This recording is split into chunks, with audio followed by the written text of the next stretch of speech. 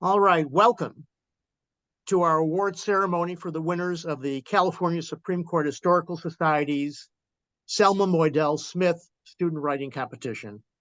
I'm Dan Kolke. I'm president of the California Supreme Court Historical Society, a retired partner of Gibson, Dunn and Crutcher, and a former associate justice on the California Court of Appeal, 3rd District.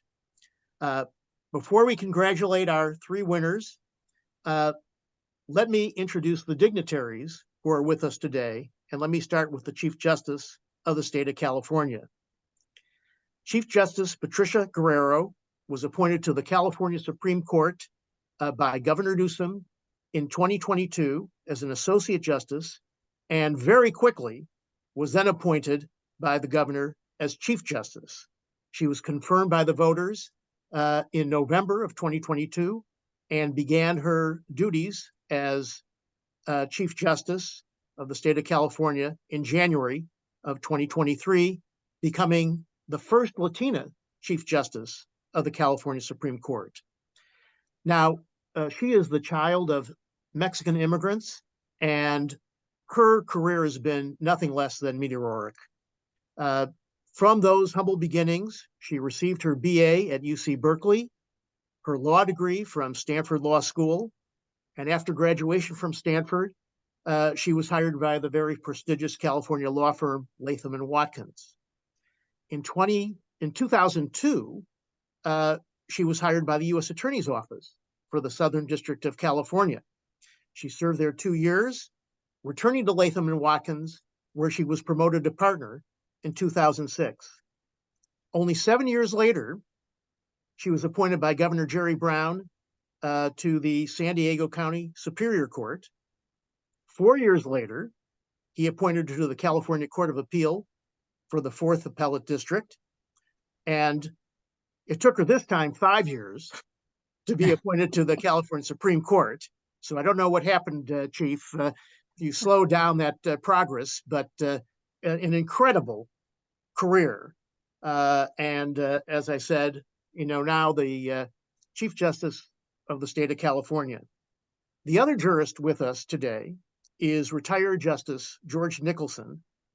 Justice Nicholson has, by the way, influenced California's legal history for decades.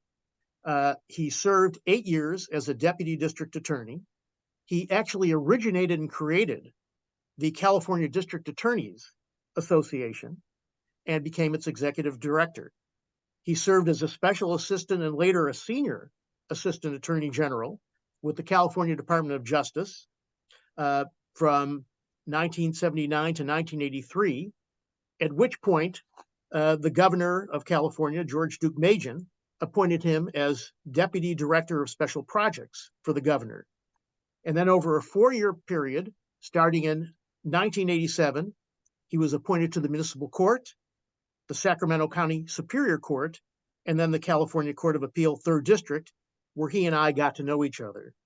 For our purposes today, he is also editor-in-chief of the Historical Society's annual journal, California Legal History, where our 3 winners' articles will be published.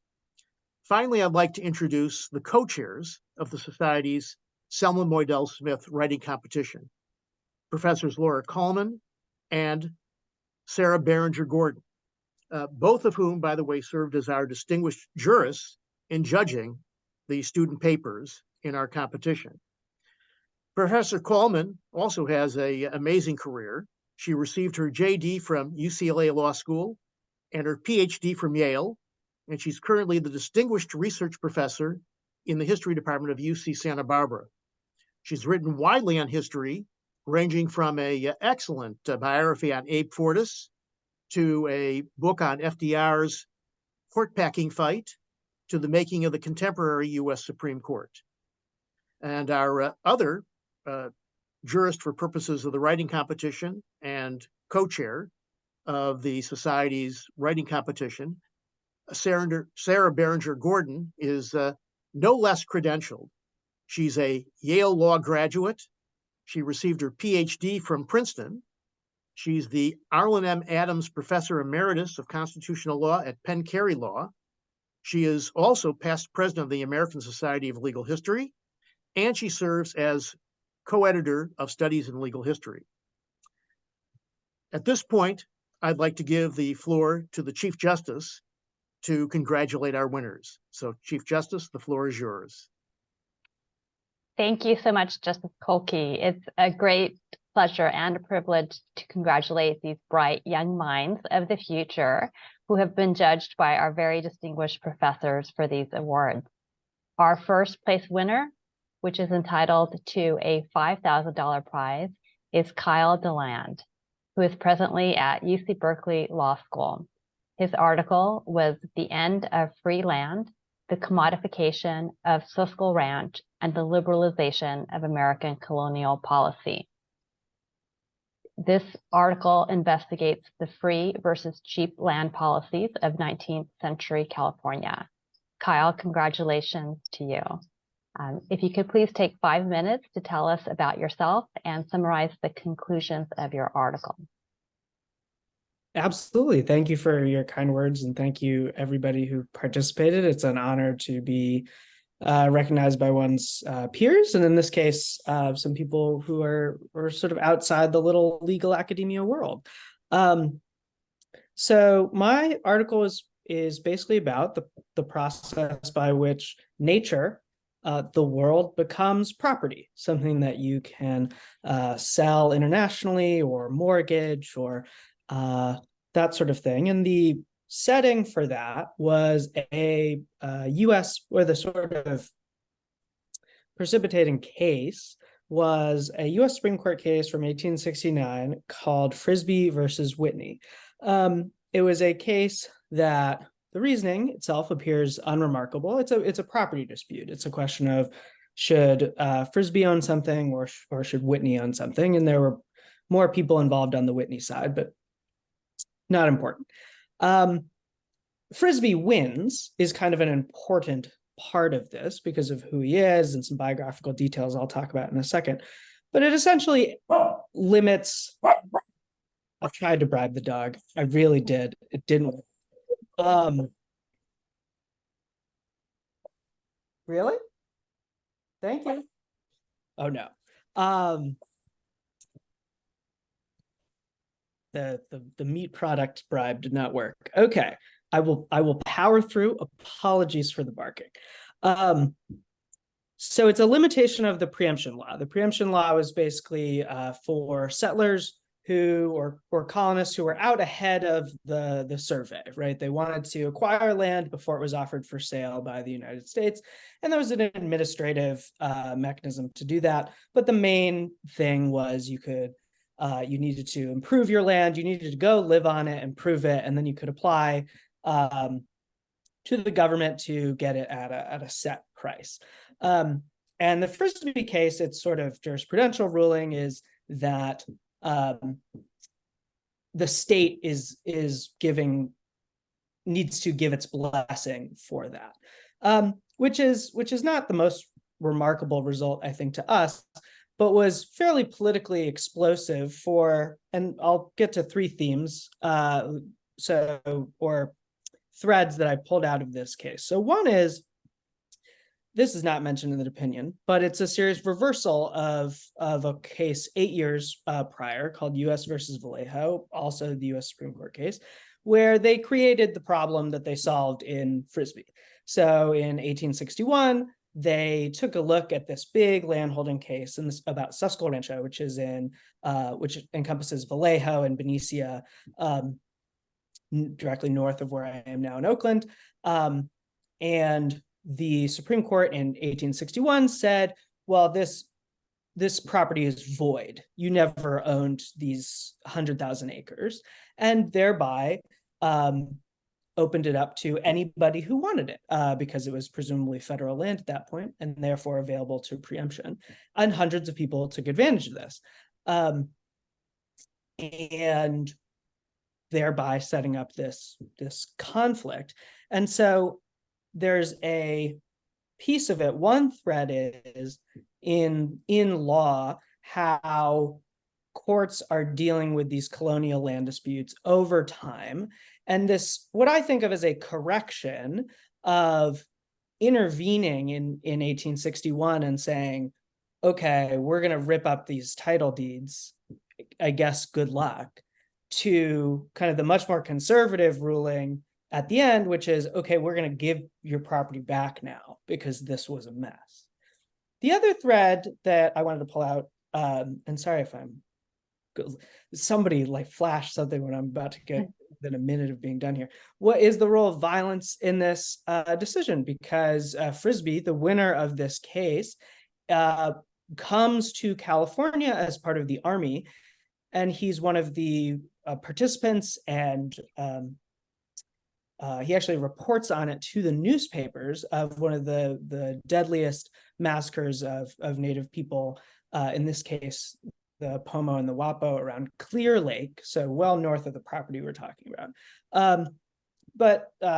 And this is one of the most deadly massacres in U.S. history, something on the order of 500 people. Obviously, the numbers are disputed, and that's how he comes to this place, and how he comes to meet his future wife, who is sort of the daughter of a prominent Californio, and he's kind of gifted this property as part of that marriage, and sort of as a kind of farcical after effect, there's serious violence in the 1860s as well between settler groups. Nothing on the scale of an entire group of people being killed, but nonetheless, murders.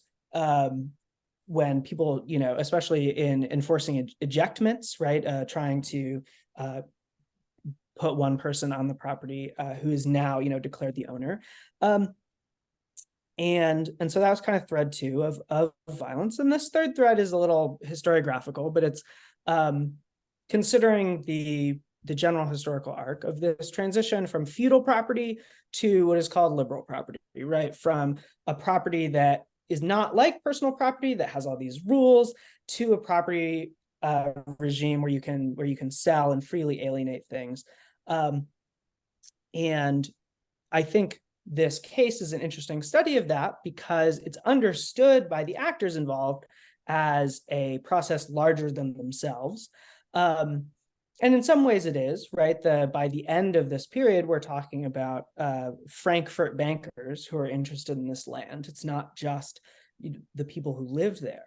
But there's an extent to which the courts, the judiciary, the federal judiciary, and the state judiciary as well are creating this change, and they're driving it, and they're not taking responsibility or clearly outlining what they're trying to do.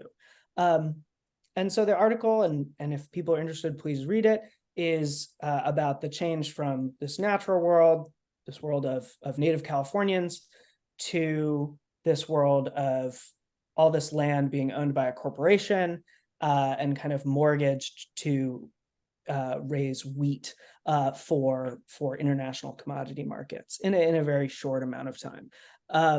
Okay, hopefully that was 5 minutes. Thank you. Thank you so much, Kyle, and congratulations again. Yes, we will read it, and it sounds very interesting, so thank you. Now it is my privilege to congratulate Michael Banerjee, also a UC Berkeley Law student, who won second place, entitling him to a prize of $2,500 for his article entitled California's Constitutional University, Private Property, Public Power, and the Constitutional Corporation, 1868 through 1900. Michael, congratulations. Please take 5 minutes to tell us about yourself and summarize the conclusions of your article. Thank you very much, Chief Justice Guerrero. And good afternoon. I am deeply honored to receive this award, especially in light of the distinction of the other 2 awardees, whose papers I, of course, look forward to reading.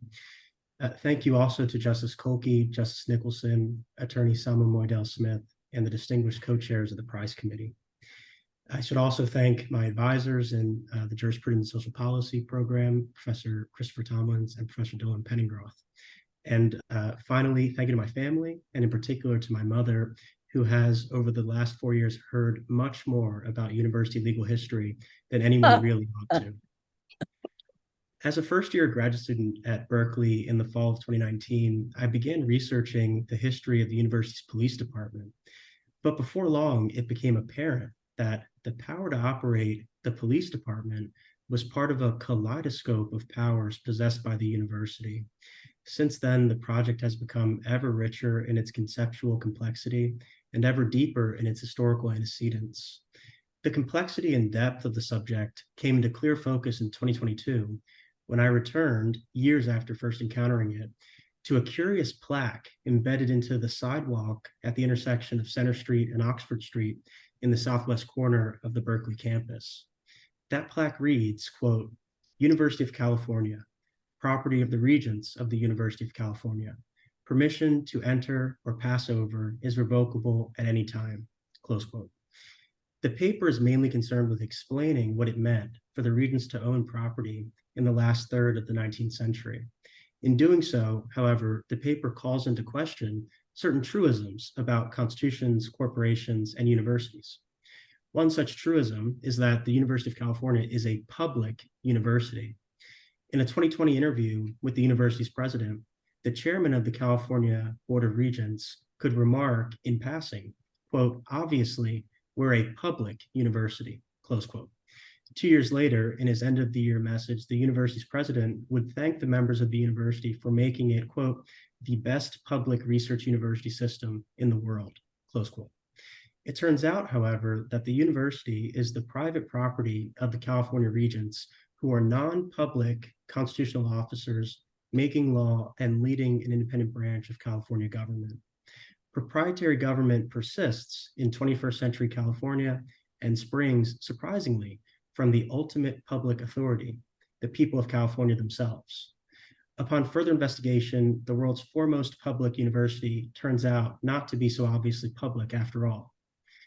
The University of California Board of Regents was established by the California legislature through the Organic Act of 1868, which stated that, quote, the general government and superintendents of the university shall vest in a Board of Regents who shall become incorporated under the general laws of the state of California, close quote. In addition to the general government and superintendents of the university, the regents were also to take, quote, custody of the books, records, buildings, and all other property of the university, close quote. Further, open quote, the regents and their successors in office, when so incorporated, shall have power, and it shall be their duty to enact laws for the government of the university, close quote. However, and importantly, according to the Organic Act, quote, no member of the Board of Regents or of the university shall be deemed a public officer by virtue of such membership or required to take an oath of office, but his employment as such shall be held and deemed to be exclusively a private trust, close quote. Now, the people of California then incorporated this proprietary governmental scheme into the 1879 California Constitution, which proclaimed, quote, the University of California shall constitute a public trust, and its organization and government shall be perpetually continued in the form and character prescribed by the Organic Act creating the same, close quote. Thus, the regents, whose members were non-public officers, became a constitutional corporation perpetually endowed with lawmaking powers and the university's government and property. By transforming the university's corporate personality, which could be changed only by the people themselves, Californians created a constitutional university. A constitutional corporation, as the Michigan Supreme Court put it in 1911, is, quote, the highest form of juristic person known to the law, close quote. Because the people of California created the university, it was a creature of the people rather than a creature of the legislature. As I detail in the paper, between 1879 and 1900, Californians worked out the purpose and delineated the power of their constitutional university.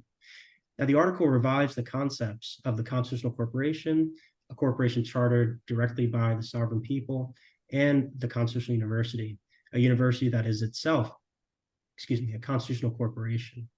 This article is the first to explore these concepts in any depth, and the first to unearth lawmaking by non-public constitutional officers.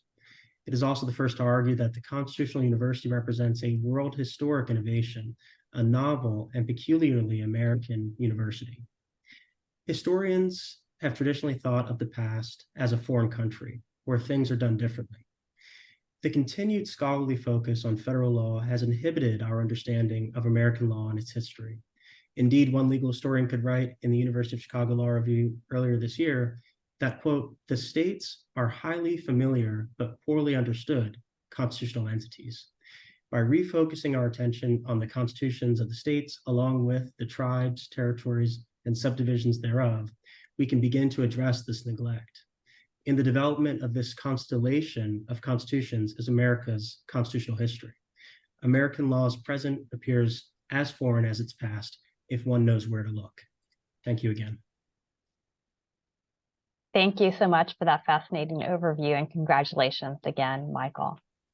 Now it is my privilege to congratulate Miranda Tafoya, a student at UC Irvine Law School. She was awarded third place, entitling her to a prize of $1,000 for her article entitled A Shameful Legacy, Tracing the Japanese American Experience of Police Violence and Racism from the late 19th century throughout the aftermath of World War II. Miranda, congratulations. Please take 5 minutes to tell us about yourself and summarize your article. Thank you very much. I feel so grateful to be here. My name is Miranda Tafoya. I'm a 2023 graduate of the University of California, Irvine School of Law. I'm originally from Honolulu, Hawaii. I recently moved back to Honolulu, where I will begin a clerkship on the Hawaii Intermediate Court of Appeals next month. And I wrote this paper last fall as a part of the Policing in the US seminar under the guidance of Professor Ji-Sun Song. And I was encouraged to submit this paper to this competition by Professor Karen Gustafson, who was a mentor to me when I was a fellow at the UCI Center on Law, Equality, and Race. So as for a little bit about my paper shines a light on how Japanese Americans faced a broad range of state violence and policing before, during, and after Executive Order 9066. As you might already know, 10 weeks after the Japanese attack on Pearl Harbor, President Franklin Delano Roosevelt signed EO 9066, where the government told Japanese Americans to pack up their lives and evacuate their homes. They could only take what they could carry and had to arrange to store, sell, or give away everything else they owned in a matter of days. My paper argues that the actions of law enforcement in the lead up to the forced removal of Japanese Americans, in the operation of the prison camps, and in the aftermath of Japanese incarceration demonstrate how deeply rooted nativism, coupled with wartime hysteria, resulted in racialized violence against Japanese immigrants and Japanese American citizens. So in the aftermath of the attack on Pearl Harbor, the FBI and law enforcement searched the private homes of thousands of Japanese American residents on the West Coast, seizing items considered to be contraband. No Japanese household was safe from the aggressive policing tactics that law enforcement agencies employed post-Pearl Harbor. And many Japanese Americans were arrested under suspicion of being disloyal. So families destroyed or hid anything that might make them appear loyal to Japan, including family photos and precious cultural heirlooms. Moreover, the shootings and killings of unarmed Japanese Americans in the prison camps represent the most egregious use of force by law enforcement against the unjustly incarcerated Japanese Americans. And after being released from the prison camps, law enforcement hostility created a toxic environment that made picking up the pieces of their shattered lives very difficult. LAPD leaders especially were relentless with their racist conspiracy theories and fear-mongering. Commissioner Cohn of the LAPD argued that returning Japanese Americans should carry identification cards. And the LAPD police chief urged the War Relocation Authority to provide the LAPD with the names and addresses of all the Japanese returning to LA so his forces could better patrol those areas. So as a result of their mistreatment both during and after incarceration, silence and shame reigned supreme within Japanese American community after the war. So through this paper, highlighting the shameful legacy of state violence against Japanese Americans, and through the telling of my own family's story, I hope to turn this shame onto the state, to encourage accountability, and to hopefully aid discussions of policing and race in America. And to be cognizant of the time, I'll probably stop there. Thank you again. Thank you so much, Miranda, and congratulations. We appreciate you sharing your story and remembering the tragic chapter in our history. So congratulations to you. So yes, thank you, Miranda, and thank you all of our winners. At this point, what I'd like to do is yield the floor to Professor Coleman, who will announce the honorable mentions in connection with the writing competition. So, Professor Coleman. Thank you. We awarded an honorable mention to 10 Davidson College students. They are Michael Callahan, Josh Furman, Alex Hefner, Grace Wang, Henry McGannon, Abby Morris, Emma Pedrick, Maddox Reese, Christopher Sosnick, and Jackson Warmack. They wrote a really interesting paper under the direction of their professor, a noted legal historian, John Wertheimer, who was teaching them in seminar. The paper is entitled White versus Kwak Su Lum, Chinese Adoption and U.S. Immigration Law in the Exclusion Era.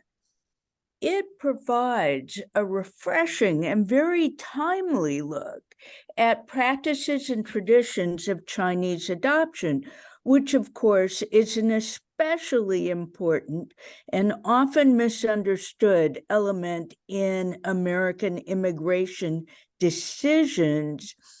And they concentrate on the period after the adoption of Chinese exclusion laws. Really good piece of work. Thank you. And thank you to the honorable mentions who I understand are watching this program as we all speak. So now I'd like to yield the floor to Justice Nicholson, who is editor of our journal, California Legal History, will be publishing the articles of our 3 winners in that journal. So Justice Nicholson. Thank you, Dan. We didn't test my mic. Is it working? It is. Thank you. First, I'd like to congratulate you 3 winners. You've done a fine job of becoming legal historians, but you're also, all 3 of you, fine speakers. And when you combine your scholarship and your speaking ability, I'm sure your futures are assured. You've done a great deal to assist me by writing such excellent articles, which it is my privilege to publish in the 2023 issue of California Legal History. And I also want to add a note about the students at Davidson College. I've read their paper. They've done a very fine job, and there's nothing to be frowned upon to receiving honorable mention. So to our 3 winners and to the honorable mentions, please accept my congratulations and thanks. Dan? Thank you, Justice Nicholson. So allow me again to add my congratulations to our 3 winners and appreciation for our honorable mentions. And I do think that all of you are helping improve our understanding of California legal history. So you all, do something that is really an accomplishment and a contribution to understanding our past. And we can't really know where we are today without understanding where we came from. So thank you. We all look forward to seeing in print your articles. And for now, we are adjourned. Thank you.